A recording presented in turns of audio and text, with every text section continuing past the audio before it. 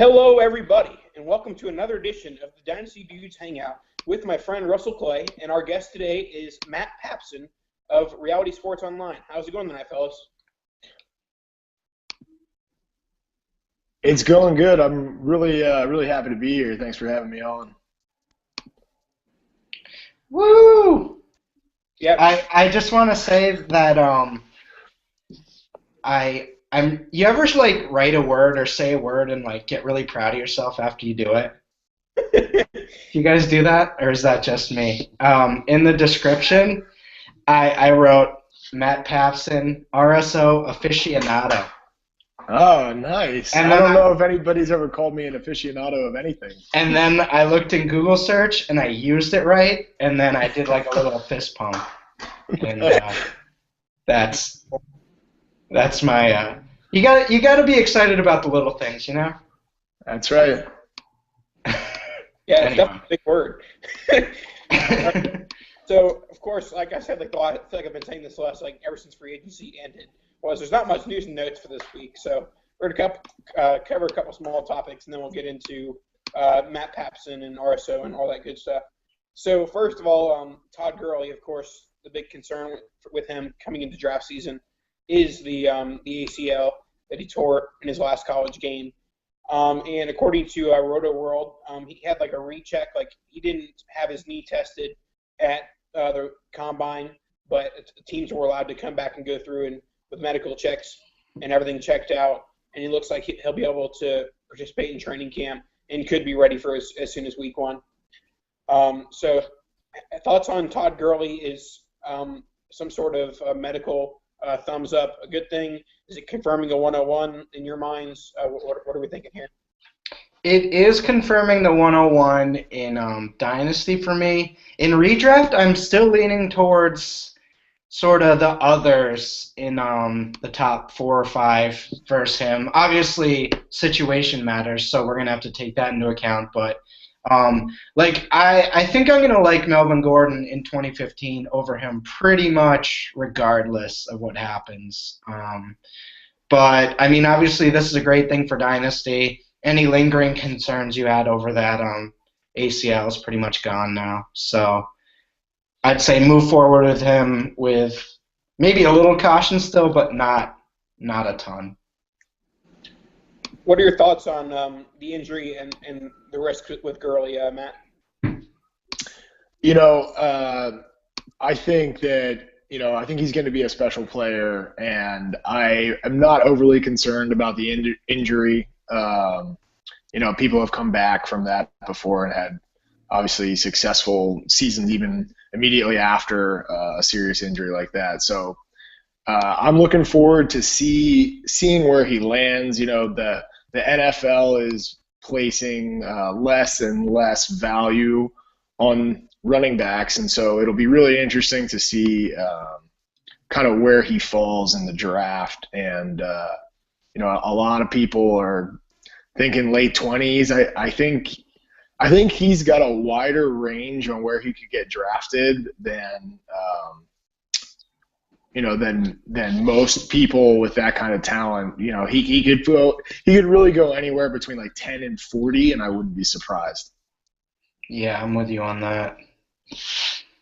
All right, so another random thing, Brandon Coleman, for some reason, in leagues with Russell and I, was a hot pickup this morning. Okay, I wanted to talk about this quickly because sometimes in Dynasty leagues of any shape and size, you wake up in the morning and you look at your email, if you're a degenerate like I am, and you see people starting to pick up these random guys. And this morning, Brandon Coleman was that man.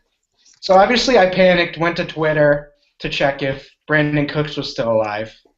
People were saying bad things about him, but he is still, in fact, alive. So Nathan was one of those people that picked him up, so give your take. Actually, the first thing I thought about Brandon Coleman yesterday was the FF engineer. A lot of people follow him on Twitter that watch this, and he started his own blog, and he was talking about his dynasty theory or whatever, and he mentioned Brandon Coleman. He's like, yeah, he's the type of guy that I take a flyer on because the Saints have to draft a wide receiver or else he might possibly get in the game or whatever. And then this morning, Ryan McDowell, who, it's kind of like follow what Ryan does. Yeah, pretty much. And so when Ryan did that, I was like, yep, I'm going to do that too. Because the leagues that he was doing it, one of them was a two-conference league, and Ryan was in the other conference. And so I was like, oh, he's still available in my conference. So there's that. Yeah, and I mean, it's not ever a bad strategy to sort of copy what you're seeing in another league, because I mean, you never know what someone saw or someone read, So maybe you might get lucky just by following what someone else did, especially on a low-cost sort of situation like that. All right. You wanted to talk with Matt about the Sloan Conference? Yeah, okay. So for some of you that might not know, the Sloan Conference is basically where sports statisticians go to talk about whatever smart people talk about. So I don't have much experience. I've never been, but I've just heard a lot of people talking about how awesome it is. And Matt went there this year, and I believe you spoke about RSO and everything. So give us a quick overview of what happened there and sort of maybe who you saw or how talking went and everything. Sure. So Reality Sports Online was invited to compete in the startup competition at the Sloan Sports Analytics Conference, and we were just talking a little before the show. So over the last, I think its first year was 2008, but over the last 8 years, it went from kind of being this kind of small event to now it's a really big deal. Thousands of people are attending every year, and it kind of, it's kind of moved in a parallel path with the rise of sabermetrics and the usage of, advanced statistics in all sports. And so we presented at the startup competition. We didn't win. Most of the businesses that were presenting were business-to-business businesses. They were there to help sell products that improved athlete performance or injuries or training to professional and college sports teams. And so we actually had a booth set up, and it was really valuable for us because we got to do 100 live demonstrations of the free agency auction room, which is my dream. It's really hard for us to get people to try it, but once they try it, they love it. So that was really cool, and I only got to see a couple of people speak, but I got to see Howie Roseman speak as part of kind of a drafting GM management panel, and I hadn't seen him actually since I left the Eagles, so I got to talk to him afterwards. So it was nice. The conference is really cool for anybody out there who really likes advanced statistics, sabermetrics. I would say, it's worth going maybe one time if you can find yourself in Boston that time of year. Yeah, as he mentioned, he's the owner of Reality Sports Online, and we'll get into it later. But people are definitely averse to change, and hopefully we can facilitate that process and get them to try out some new formats. So again, quickly, what was it like there, and are there different rooms, or where is this, and can regular people just go, or do you have to be invited? No, so it's at MIT, so it's in Boston, and anybody can buy tickets to the event. It's a 2-day event, and there are tons and tons of famous people from sports teams there, and for the most part they're doing speaking panels and seminars, and there's multiple conference rooms set up at a time, so people have to pick and choose which topics are interesting for them. It covers basically all sports. We got invited to present, so we were technically given a sponsor pass. But anybody can pay to go. That's cool. And it's a lot of stuff that maybe isn't generally or widely known yet. Like you said, you were sort of in the startup type area. So there's definitely a lot of new thoughts spreading around there. So if you could ever make it out there, that's something I would highly suggest and something I want to do eventually. Yeah, definitely. All right, so Matt, in your Twitter bio, it does say former NFL cap guy.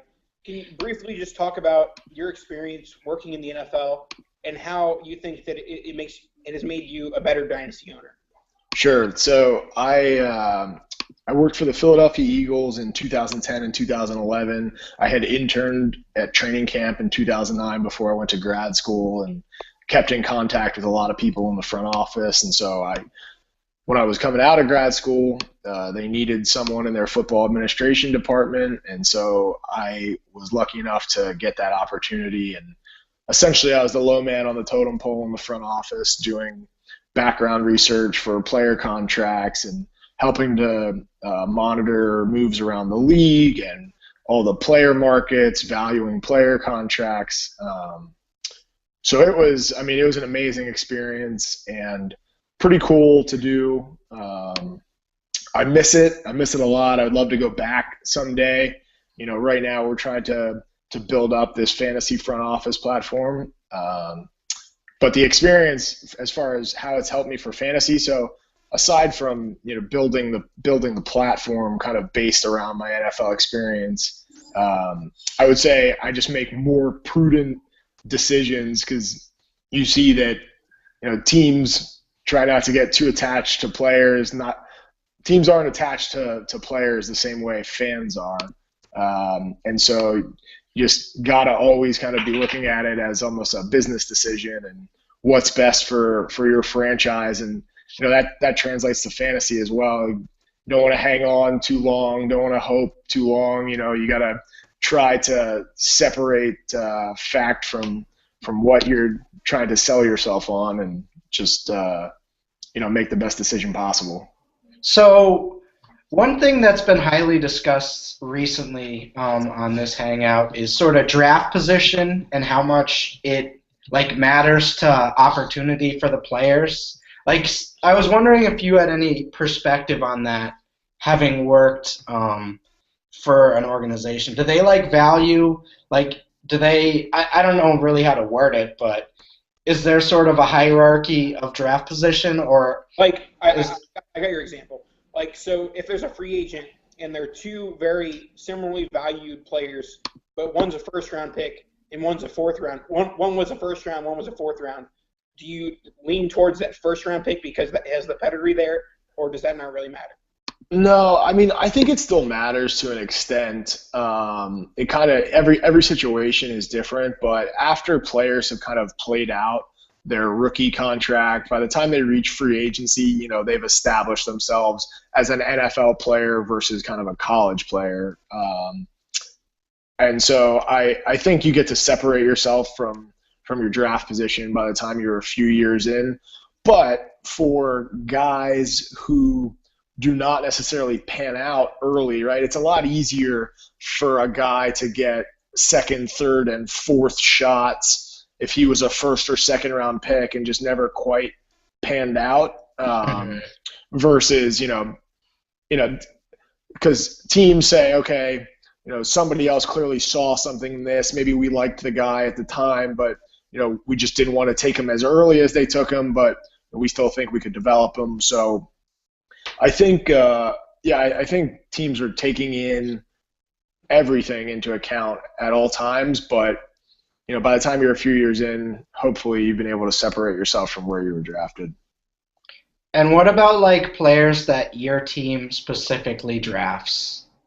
Say that player struggles the first year or so. There's still that bias where they pick them and they want them to succeed. Right? Well, that is definitely true. So, if a front office invests in a first or second round pick in a player and that player is not seeing the field, right? That's a reflection on the front office. So they are going to give early picks every possible opportunity to succeed before they move on. And I would say the line for that is kind of probably second round, maybe third round for some guys. By the time you get into fifth, sixth, and seventh round picks, every year there's somebody who was drafted in like the fifth round that doesn't make their team that September, right? So already teams have to move on from late round picks. So those early picks definitely are given the benefit of the doubt, and teams try to help them succeed. All right. So I'd say a majority of our listeners play in normal dynasty leagues that aren't cap and aren't contract years or whatever. But how can paying attention to team caps and individual player caps help dynasty owners be more savvy on a year-to-year basis? Is there specific examples that you could point to? Yeah, so I would say even maybe back up a step and say, a player's contract, not necessarily what the cap number is, but, how many years are on the contract and, how is it structured? When could they possibly be changing teams? That, I think, is something that's really beneficial for dynasty owners to know, okay, I'm taking this guy this year. When is the earliest that his situation could be changing, and is it going to change for the better? Is the situation going to get worse? Is there a potential of a head coaching change or a quarterback change? But specifically for contracts at the end of a rookie contract, how many years until the player's rookie contract expires is really important in dynasty leagues. So every player, and you guys probably know this, but so every player drafted from the second to the seventh round gets a 4-year contract under the new collective bargaining agreement. When I say new, 2011. And first round picks get that 5th-year option. And so that 4th year is really kind of when you expect to see a lot of player movement. So that is something that's important to take into consideration. And then, how a contract is structured. So for free agents, for veterans, if a contract is front-loaded or has a big roster bonus or option bonus in March of like year 2 or year 3, that usually means that the player and the team kind of agreed that that it may not work out. Not that it may not work out, but that the team has to make a decision in March on the player so that the player's not hanging around with the team all summer, right? And then gets cut right before the year, right? So they just agree, okay, look, we're going to put this bonus in March. If the player earns that bonus, then the team is going to keep them. They're not going to pay them and then cut them later. That's a really rare situation. And if they cut them rather than paying them the roster bonus, right, then that player is free to go sign elsewhere and doesn't have to hang around all summer. So you mentioned the 50-year option for, what was that, first-round picks you said? Yeah, for first-round picks. Okay, so, like, something I've never really been clear on, like, what is, like, I sort of obviously get what an option is, but is that a team option or player option? And how does that, like, what is the advantage there for sort of contracts and negotiations? Because I know they always, like, players and teams always throw that into contracts, and I'm always like, why? Like, why? Yeah, for rookies, it's a little different. But so as in the old collective bargaining agreement, players when drafted could be on contracts anywhere from 3 to 6 years, and depending on where they were drafted. And now it's more standardized. And so, again, second through seventh, you get a 4-year contract automatically, and you need 4 years of service to be an unrestricted free agent. So most of those guys get the benefit of reaching free agency a year earlier, actually, than first-round picks. So even though first-round picks make more money when they're drafted, second-round picks actually get the opportunity to reach free agency earlier. So a lot of times they'll make more money kind of in years 5, 6, and 7. But anyway, the first round pick option is a team option, and they have to exercise that before the 4th year. So like, this past year, Nick Fairley, notably the Lions did not exercise his 5th year option. And so he reached free agency this year, even though the team could have kept him for another year. And so that one was particularly interesting because they ended up losing, Ndamukong Suh at the same time. Right, and that's interesting. And sometimes those decisions aren't necessarily made on like how much they want to keep the player, but how much they would have to pay them, right? Yep, definitely. Yep. Yeah, there's the decisions in the NFL, it's always, how do you value the player against what it's going to cost, Right. to retain the player versus, just drafting them in a certain slot. There's always a financial decision on every player. All right, so one thing I wanted to hit on is cap casualties. We hear about it every year, and like just one example that has gone awry was like as soon as Kristen Michael was drafted, I kept on hearing, okay, Marshawn Lynch is going to be a cap casualty. I've heard it every year for the last 3 years, and it just hasn't happened. So go ahead, sorry. How predictable are cap casualties, if at all? Sure. So, it kind of goes back to what I was just talking about before in teams putting roster bonuses in March, and kind of that's usually the easiest predictor of a potential cap casualty is, does a player have this huge bonus coming up that the team could get out from under? And then also just, salaries in general, what is the player's salary? What's guaranteed? What are the cap savings by releasing the player? And the Marshawn Lynch one is definitely an interesting one because everybody was speculating that he was unhappy about his contract and that the team could use Christine Michael and Robert Turbin to kind of replace his production, which we kind of now know probably can't happen. Marshawn Lynch is probably the best running back in the NFL. He's definitely top 3 at this point. And no signs of slowing down. And again, it's all based on like contract structure and what is the player scheduled to make versus what their contribution is expected to be with the team. Could you get younger and cheaper production out of some guys who are probably on rookie contracts? So rookies make a lot less than veterans, and can you replace a veteran production cheaply with a rookie, like in that scenario? That's usually how you figure it out. And then there's actually a designation for it's called a post June 1 cap casualty, which is how the salary cap acceleration affects the team's cap. I won't get into all that, but that's something that in your free time be worth Googling just to kind of see how that works.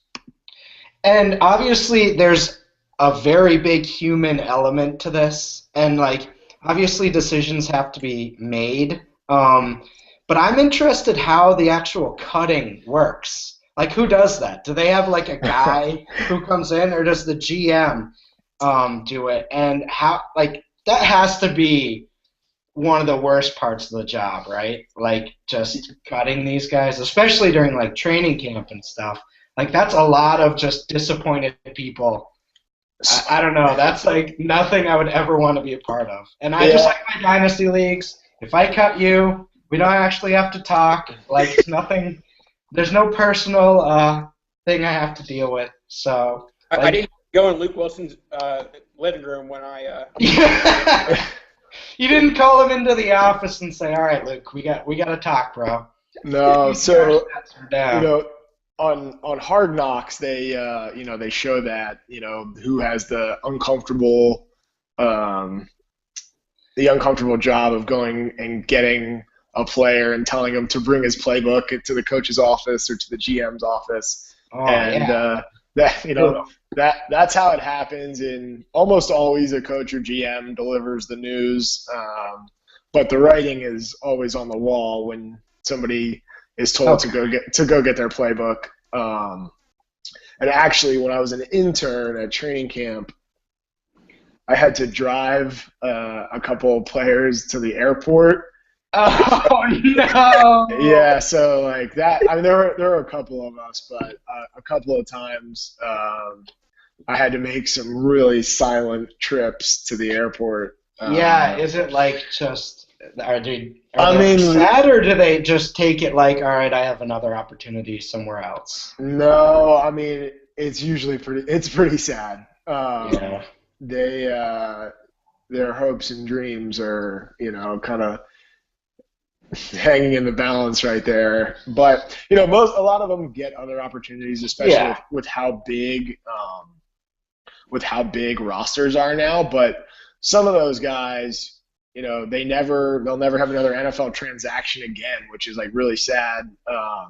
They're cut, and they may never get another workout. They may never go to the CFL, and that could literally be the end of their football career, which is a tough moment. Now, what about like a veteran who maybe they signed to a big contract or something and was just bad, and they just cut him? Like, what is that situation like? You may not have any experience with that happening, but I feel like that's a weird situation as well. Yeah, I think veterans probably take it a little better. I can't say I've ever been in the room when a veteran's been cut. I've been in the room plenty of times when a veteran's been signed. So yeah, the good moments. Yeah. Yeah, the good moments. But yeah, not for a cut. By the time you're in the league for a few years, you kind of understand. Right. It's part of the business, but they're not usually happy. I'm sure they're not usually happy about it, right? Because it's their opportunity to make money. So. Right. That's true. All right. So before we get knee deep into the RSO action, I've got a few viewer questions. One fantasy, and then the other two NFL. We'll start off with the fantasy. Patrick Sweeney, I believe it's pronounced.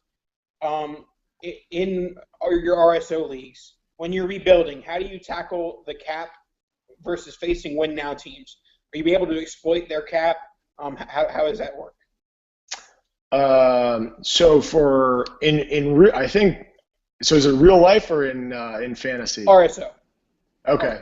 So I actually just wrote an article about not necessarily tanking, but trying to build a champion in Matt Waldman's Reality Sports Online league, which Russell is in, and really tough league. And it's hard, man. I mean, you're just trying to create cap room, maybe take on some bad expiring contracts from other owners, stash as many rookie draft picks as you can get, versus if you're in win now mode, you may be willing to part with a future draft pick or a couple of budding players, at the end of your bench that have some promise for the future. But I have a hard time not trying to win now, and I'm in an interesting place in that league because I'm not sure I see a clear path to competing for a championship. So I'm kind of stuck in the middle ground, which is an interesting place to be because a lot of NFL teams find themselves in a similar situation. You're either you can keep your core and contend for multiple years in a row, or you decide that the franchise needs a new direction and you struggle for a couple of years and then get somebody who can change the direction of your franchise. Right. What year is that league in? Is it 3? This will be year 3. Yep. Yeah, and it's very interesting because I obviously was in another one last year, and the difference between the roster sort of compensation between year 1, year 2, and year 3 are drastically different. And that's one of the things that I would sort of explain to people right off the bat. in year one, it almost has a little redrafty feel because you only have those three rookie contracts, and then obviously your 4-year, 2, 3-year, etc. And you have a lot of 1-year deals. But once you get into year 2 and year 3, those rookie deals sort of add up, and you are able to build your roster in a much more dynasty related format. Yeah, definitely. That 1 year, like, you can't base your whole experience on that 1 year because you have to look ahead and how many contracts you're going to have in the future, you know? For sure, yeah. We get a lot of people when they're signing up, and maybe they send us a question asking for our input, and we encourage them to just use the standard contract settings for free agents, which is 1 4-year deal, 2 3-year deals, and 3 2-year deals. That is all customizable. People can do whatever they want, and people always want to like max out the multi-year contracts, but we have to tell people that that's going to build up quickly, and by year 3, the whole NFL is going to be under contract, and you're going to have to cut a lot of guys on tough contracts and find yourself in cap purgatory. Right, and that was one of the other things I noticed too. It's like you don't realize fully what you're doing when you sign a guy to a 3-year deal. Like, that's a long time.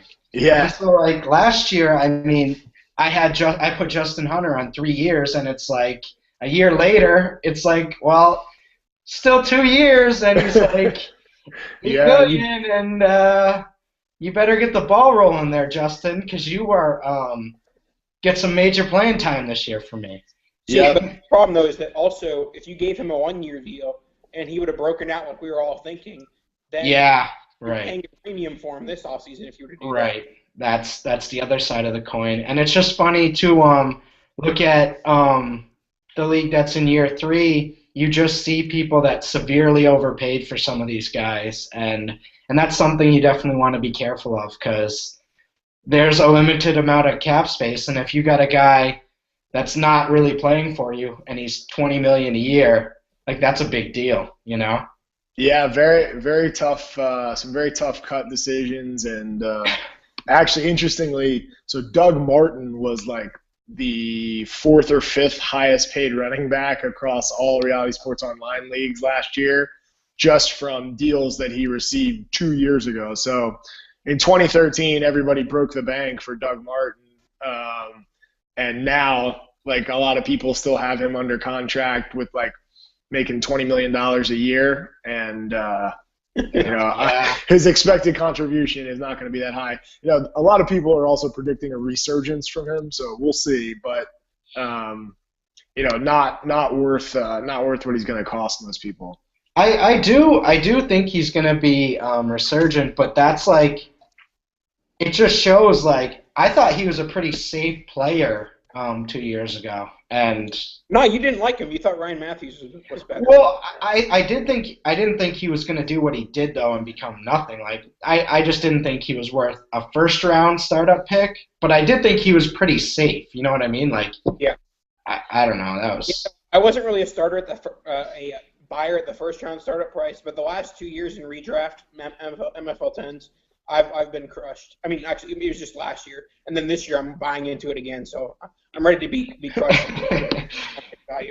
Yeah, I love his price this year, but that's a different story. All right, so then we have 2 just NFL cap questions. This is from the FF engineer who I was talking about earlier. He asked, what are the specifics of a player like Gerard Mayo? He's injured, so can he not be cut? He said he read somewhere he needs to come in, get checked out, and then get cut while injured.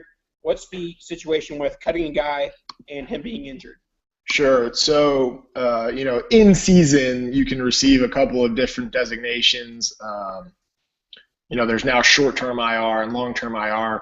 But Gerard Mayo could be cut, but the reason that this is a particularly interesting one is because I believe he has maybe $4.5 million injury-only guarantee for his 2015 salary. And so if he is not cleared by doctors and is not fully healthy and the team cuts him because of his injury, then they still owe him the amount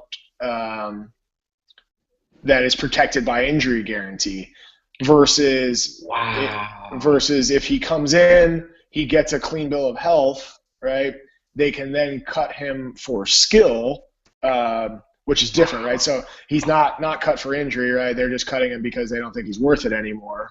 But he's technically healthy, right? And then they get out from that $4.5 million payment. So it's definitely a big deal whenever he gets his clean bill of health. I actually think that he and the Patriots are going to work it out. I don't think his cap number this year is, I think, $10 or $11 million. So I think they'll probably agree to a restructure. Even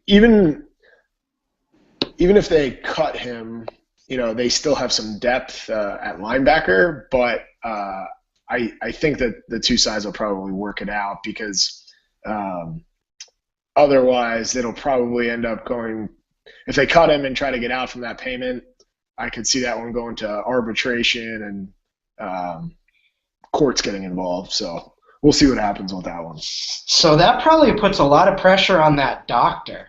Like who assigns who picks the doctor, the player or the team? And that could get weird. Yeah, so the team has trainers, but then there are like outside physicians contracted that work with the teams. But you could dispute it. There are lots of times where players like dispute it and get second opinions and stuff like that. So the doctors usually pretty honest about it. What'd you say, Nathan? I said so. If they gave him a clean bill of health, he could still say, "Yeah, you guys are wrong." Yeah, right. Like go for a second opinion. No, guys, like I'm really hurt. Like. yeah. I don't know. It'll be interesting to see how that one plays out. But in the end, I think he'll probably still be on the team so that it doesn't get messy. Right. Yeah, I guess they try to avoid that situation as much as possible. Yeah. All right, so the last question we have, and this is pretty much the biggest thing out other than the draft coming up. Adrian Peterson, his cap number, and then the possible destination to the Dallas Cowboys, who I'm pretty sure they don't have much cap. So how would something like that work, if at all? Adrian Peterson to the Cowboys. Yeah, Adrian Peterson's situation is an interesting one. So he signed his current contract in 2011, and he still has the top contract in the running back market. And that's a really rare thing to have because, the market evolves as the cap goes up every year. And, typically a new highest contract for each position gets signed, every year, every other year. And, we're now 4 years since the signing of that contract, and he makes more than $14 million a year, on average for that contract. Yeah. Which is, only he and Marshawn Lynch are above $10 million. So it's a very interesting situation. I don't even think the Vikings are going to pay him that, but obviously they don't just want to cut him, although that may end up happening. I don't think that he's going to end up landing with the Cowboys. So the Cowboys have about $12 million in space. Any team that acquired Adrian Peterson would have to be able to afford roughly $13 million this year. And that's really not the only reason that the Cowboys couldn't do it. They also, they gave Greg Hardy kind of a funny contract structure. So he's got a bunch of roster bonuses, that add up to like $10 or $11 million, but they're not currently counting against the cap because he wasn't on the active roster for 14 out of the 16 games last year. So the Cowboys cap actually have less space than they're currently showing, and there aren't a lot of ways for them to create more space even if they, sign Des Bryant to a long-term extension, it's probably not going to create enough space to make the Adrian Peterson situation work. I do think it's possible. I heard this recently, but I do think it's possible that he could end up with the Raiders, which I think would be awesome. I'm actually one of the people who's like rooting for the Raiders to be relevant again. They're definitely turning things around. Like they're starting to have some pieces. GM or something, right? Say that again. I think they got a new GM or something. Reggie McKenzie's still there, but it was a rebuilding project when he took over. Yeah, did they have the most cap coming into the offseason or something like that? Yeah, they've got a lot of space. I think they still have like $25 million in cap space. So they've got some money to play with, and I like Derek Carr a lot. I like Michael Crabtree a lot, and Adrian Peterson would be an interesting person to add to that, even though I know everybody out there is rooting for Latavius Murray to get 20 touches a game, but I don't know if that's going to happen, so we'll see. Nathan, you want to do the word from our sponsors, which is you guys made hilariously relevant to today. Our sponsor, Reality Sports Online, is a powerful fantasy sports platform where owners get to build and manage their fantasy team like an NFL general manager. RSO features the revolutionary free agency auction room, which mimics NFL free agency, enabling fantasy owners to compete against each other to negotiate with and sign NFL's top talent to single or multi-year contracts. An intuitive algorithm acts as the player's agent, automatically valuing offers using the same factors used in real life: the total amount, per year average salary, total guarantee, and contract length. In addition to its revolutionary free agency software, RSO's League Manager has tons of other cool features, like in-season signs and cuts, multi-team, up to 5 and future draft pick trades, franchise tag, injured reserve, automated contract and salary cap functionality, and much, much more. Test your general manager skills today by participating in a free mock free agency auction room at realitysportsonline.com and use the code DUDES10 to get 10% off your 2015 league entry fees. Once again, that's DUDES, DUDEZ, 10 to get 10% off league entry fees today. All right, now let's talk about this RSO. Hold on. Man, that sounds amazing. And he's getting really good at that. I was just going to say, that was really impressive read. That was really good, Nathan. All right. That was really good. I have one more question about the cap. I know how the NBA works. Like, there's a luxury tax. Is there a luxury tax in the NFL, or is it just that you can't go over that number? No, so there's no luxury tax in the NFL.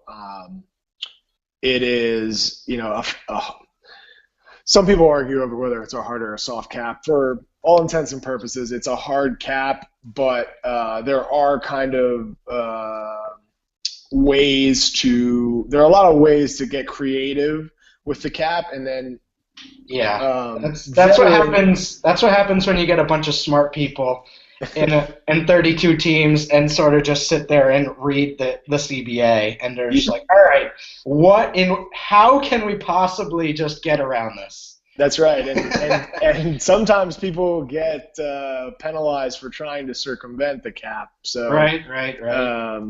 The Redskins got some heavy penalties from what they were doing in 2010. That was an uncapped year, and they put in like all kinds of weird clauses to basically, have all this money hit in 2010 because there was no cap, and then in 2011 they got a bunch of penalties for doing that. So right.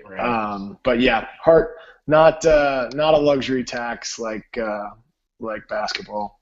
Right. All right, so Matt, for pretty much whatever we haven't talked about as far as RSO, what should our listeners know about the format and how to play and stuff like that? Absolutely. So Reality Sports Online is essentially a fantasy front office platform, and what we did was we tried to take the front office experience and apply it to fantasy, because we believe at the end of the day, everybody who plays fantasy does so because, they enjoy the feeling of running their own team, running their own franchise, feeling like a GM. And fantasy's been around for a long, long time, but there hasn't been that much innovation in the space. And so, obviously users have evolved, right? There's all kinds of content and analysis and analytics out there. And people who do dynasty leagues, or have, leagues where they try to, insert their own layers of realism. People were kind of forced to do that on their own because platforms weren't really evolving to get more realistic. And so we built this essentially saying, we're going to take the NFL collective bargaining agreement, work backwards, and people can build and manage their teams as if they were, running a professional franchise. And, we run into some challenges with, people not being able to think of it like the NFL. So, they're so used to their own fantasy rules that they have a hard time remembering that, in many cases, the original purpose of fantasy was to kind of, run your own professional franchise. And so essentially our platform gives you the opportunity to do that. Sorry for the long-winded answer. Yeah, no, I mean, just your explanation, it kind of reminds me of back in the day when I used to do the Madden franchises and like sim the year and then do the off season. Yeah, I wanted nothing to do with playing the games. I just wanted to run the team. And if my quarterback got a season-ending injury, I'd just start over. Going for the Super Bowl, baby. No, that's right. We get a lot of overlap with people who love Madden. A lot of people play that Madden franchise mode. Yeah. And trying to do something like this. And in 2015, there's really no reason that with all the technology that's out there that you couldn't run your fantasy team like a real life organization. And so we've tried to make that as easy as possible, and everything's totally automated. A lot of people kind of get intimidated when they hear, contracts or cap, but Russell can tell you it's really easy to manage. And as I said to all the people who are a little nervous about that sort of thing, I mean I was too my last year when I started, but it's really easy to sort of manage, and once you do one, I mean it's really becomes not a big deal at all. But people, don't be afraid to change. Break through. That's right. Yeah, can't be afraid of change. And you can try the free agency software for free. That's kind of like the big innovative feature. So all you got to do is register for the site. It's free, and then you can create your own mock free agency auction, test out the free agency software, and once people try that, they usually love it. So please give us a shot if you're out there and you love fantasy, you love the NFL, and are looking for a GM experience. And one more thing, one added incentive for all you people that do rookie drafts, the way they have the rookie draft set up, it's 30 seconds a pick or something like that? Yeah, you can do whatever you want, but yes. Okay, well I did one, and for those of you that don't like to wait hours for someone to make a pick, this is done in 15 minutes, and it was so much fun because it was just all right, let's go. I'm picking again in 3 minutes. This is great. And then it's over and you're a little sad. But it's nice to have sort of that instant gratification type draft. Yeah, you can do it. You can do it slow. You can do it fast. There's still tons of customization for anybody who wants to kind of put their own little spin on it. But yeah, there's a rookie draft and free agency held separately, and it's pretty. The software makes it pretty easy to use. So Russell, anything specific things in the format that you thought were cool that maybe Matt can expound upon? Pretty much just what I mentioned. The rookie draft was fun, and in the initial auction, The one thing, again, I would caution is be careful who you give those big numbers, the big cap numbers to. Even in the first startup, if I could have done something a little differently, I give a lot of money to those 1 year contracts, sort of like those win now guys if you want to win now. Obviously, if you're going to win later, load up on the expensive young guys. But if you want to win that year one, I would try to figure out something with those 1 years. I was so worried about the long-term guys that I didn't really think about that, and then I ended up getting guys like Donald Brown, and we know how that ended. Yeah, it's interesting. People can go in with all kinds of different strategies, on building, the face of their franchise. And some people use their 4-year deals to give Andrew Luck $100 million. And I think I used my 4-year deal on Bryce Brown for like $2.5 million last year. So, it can be whatever you want it to be. The possibilities are kind of endless, with the multi-year contract format. And, I'm still trying to figure out how I'm going to turn myself into a winner in the league I'm in with Russell. But, somehow, some way, I'll figure it out. Well, dude, just hack into the mainframe and switch some of the rosters around. Yeah, I'd like to do that. As an owner, you have that right to. Yeah, that's not a bad idea. No, and one other thing, you said it's very customizable, but the one I did, make sure you have cap room at the end of the draft. I did not, and that money is used for blind bid waivers. So you want to have a little room for in-season sort of management. Yep, whatever you don't spend, before the season starts, that's what you have to use to pick up players during the year. So again, everything is supposed to work how it works in the NFL. So that's how I'd suggest thinking about it if you decide to use the platform. Right. All right. So Matt, is there anything else that we haven't covered that you'd like to expound upon? If not, then you can tell everyone where to find you and whatnot. Yeah, sure. So it's realitysportsonline.com. If you've got a question about the platform, you can send an email to inquiries@realitysportsonline.com. Again, free agency auction room. You can try a mock version of it for free. Really appreciate these guys having me on. Use the code DUDES10 to get 10% off your entry fee. It's $9.99 per team, so pretty cheap. I think it's certainly worth giving it a try for $10. So don't be afraid. Come on out, and the water is warm. Nathan, give yourself a little fist pump for using the word expound. Oh yes.